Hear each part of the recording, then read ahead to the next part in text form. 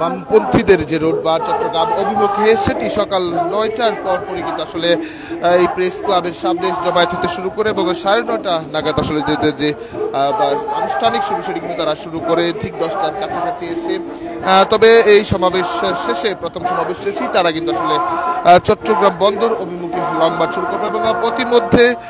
তারা বেশ কয়েকটি জায়গায় কিন্তু সমাবেশ করবে। ফেনী, কুমিল্লা সহ বেশ কিছু জায়গায় তারা আসলে সমাবেশ করবে। যে সমাবেশে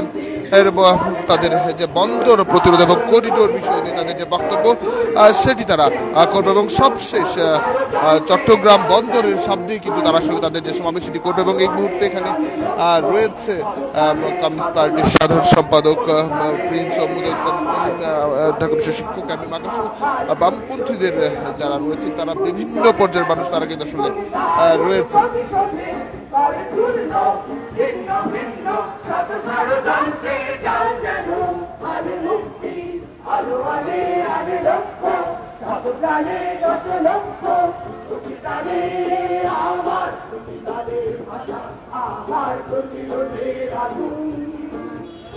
আমার বিশ্বের বঞ্চনার ভাষা দারুণ বিস্ফোরণ যেন ধ্বংসের গর্জনে আনে। আমার প্রতি বিশ্বাসের বিশ্বের বঞ্চনার